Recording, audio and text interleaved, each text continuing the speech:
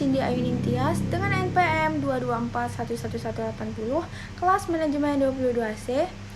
Pada video kali ini, saya akan menjelaskan materi manajemen keuangan tentang analisis rasio keuangan. Nah, mengapa analisis rasio keuangan itu sangat penting? Karena analisis rasio keuangan memungkinkan kita untuk memahami kesehatan finansial sebuah perusahaan dan memaksimalkan keuntungan.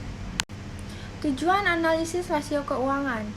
Yang pertama, menguji kesehatan finansial, yaitu menilai kelayakan perusahaan dari segi finansial, termasuk kemampuan membayar hutang dan pengelolaan arus kas.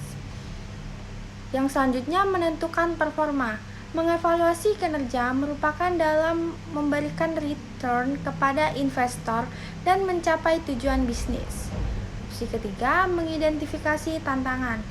Mengenali batasan-batasan yang harus diatasi perusahaan untuk terus berkembang dan bertahan di pasar. Metode analisis rasio keuangan. Yang pertama, hitung rasio. Hitung rasio likuiditas, solvabilitas, profitabilitas, dan aktivitas dari data keuangan perusahaan. Step yang kedua, bandingkan. Bandingkan rasio keuangan dengan rasio industri, perusahaan sejenis, dan data historis. Yang ketiga, karakterisasi. Karakterisasi rasio perusahaan sebagai kuat atau lemah untuk mengetahui daerah-daerah yang membutuhkan perbaikan. Rasio likuiditas.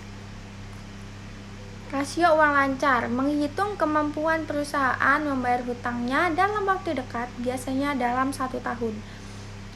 Rasio kas sekarang mengukur kemampuan perusahaan membayar hutang dalam waktu dekat dengan aset yang tersedia. Nah, rasio lancar menghitung kemampuan perusahaan membayar semua kewajibannya, baik yang harus dibayar dalam waktu dekat maupun dalam waktu lama. Rasio solvabilitas. Yang pertama, total uang terhadap total aset, menunjukkan seberapa besar proporsi aset perusahaan yang didanai oleh hutang. Kedua, rasio utang terhadap ekuitas, menunjukkan ketergantungan perusahaan pada utang dan beberapa besar risiko yang diambil oleh investor atau kreditur. Yang ketiga, coverage ratio, menunjukkan kemampuan perusahaan membayar hutangnya dengan menggunakan arus kas. Yang selanjutnya adalah rasio profitabilitas, mencakup rasio gross profit margin, menunjukkan seberapa efektif perusahaan dalam menghasilkan laba kotor, pendapatan dikurangi biaya produksi. Rasio net profit margin menunjukkan seberapa efektif perusahaan dalam menghasilkan laba bersih, pendapatan dikurangi semua biaya termasuk pajak. Yang ketiga, rasio return of equity, menunjukkan return yang diterima investor terhadap investasi mereka dalam perusahaan. Yang selanjutnya, rasio aktivitas, itu mencakup rasio putaran aktiva, menghitung seberapa efektif perusahaan menggunakan dan mengelola aset untuk menghasilkan pendapatan. Rasio rotasi kekuatan penjualan, menunjukkan efektivitas perusahaan dalam menggunakan aset berkaitan dengan penjualan seperti persediaan dan akun piutang.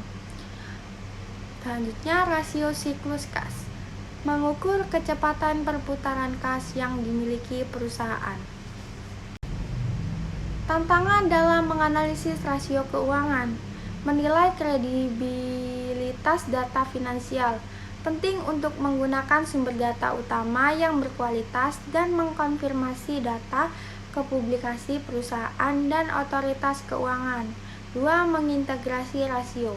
Memahami bagaimana rasio berfungsi bersama untuk memberikan gambaran yang holistik tentang kesehatan finansial perusahaan.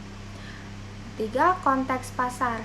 Memahami faktor-faktor eksternal seperti peraturan industri dan fluktuasi pasar dapat membantu dalam interpretasi hasil analisis rasio. Kiranya itu saja yang dapat saya sampaikan pada video kali ini. Saya ucapkan terima kasih. Saya akhiri. Wassalamualaikum warahmatullahi wabarakatuh.